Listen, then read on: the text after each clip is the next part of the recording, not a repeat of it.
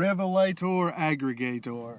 So even though I'm done dissecting 2nd Esdras, I felt like it was important to have a wrap-up show before moving on to other things and hopefully moving on back into real end times prophecy and the Olivet Discourse and Revelation. Yesterday, I inarticulately tried to somewhat inarticulately tried to tie it all together by talking about how potentially the apocalyptic section of 2nd Esdras was some kind of Talmudic rabbi clapback to the revelation of John, kind of trying to go ahead and just plant those seeds way back when, so that when the Antichrist comes on the scene, it'll look like it's tracking the prophecy for the quote-unquote Messiah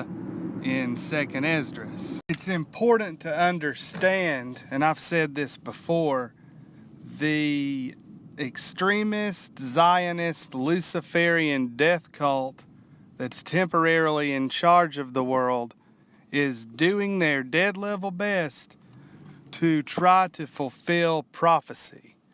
It's not enough that for them that God's in control and all that prophecy will get fulfilled in due time according to Father God's plan. Since the beginning of time, they've been attempting to subvert God's order and plan and fulfill these things on their timetable.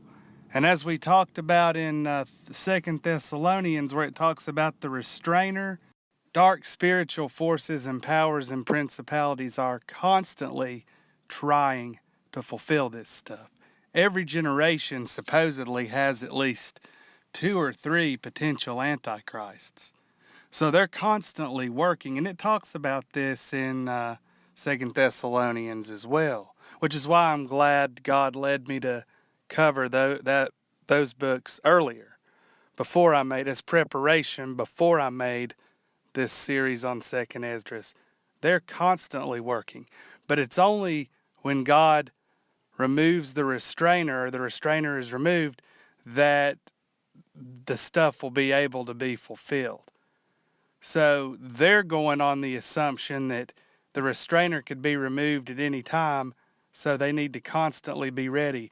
And boy, oh boy, do I wish Father God's people were that motivated and that tuned in. But sadly, for the most part, we're not. I don't know if we've discussed the concept of predictive programming on this channel before.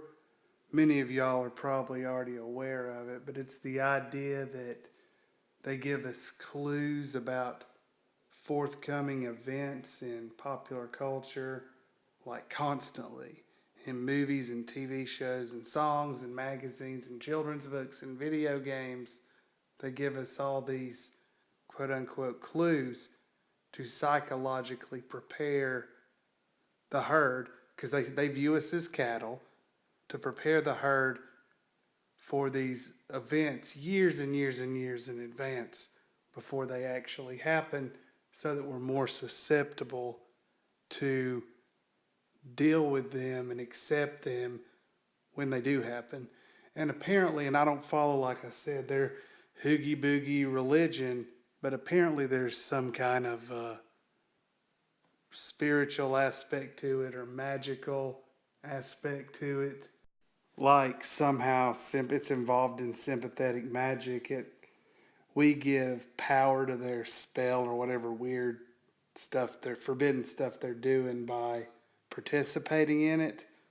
I'm not exactly sure how that works. Don't want to know how or if it works. I would postulate that the apocalyptic section of 2nd Esdras, which we've discussed in great detail in the preceding 3 videos, it's my position that that is conceivably a really ancient form of predictive programming, so that when the Antichrist does show up, it'll be that much easier to deceive people into believing that he really is the Messiah.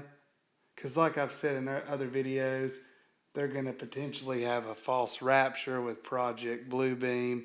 They're going to go hard with this alien deception.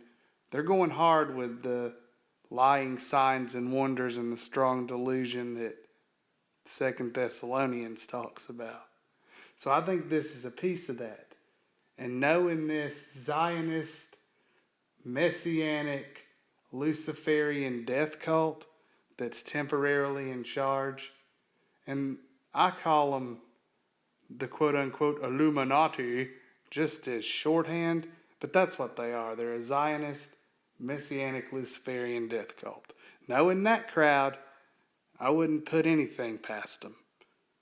I mean, they are like in direct opposition to God's laws and the laws of the universe. So I wouldn't put anything past them. But in any event, ultimately, good wins. Ultimately, God is in control. And Father God bless you all. Jesus Christ saves. And stay positive.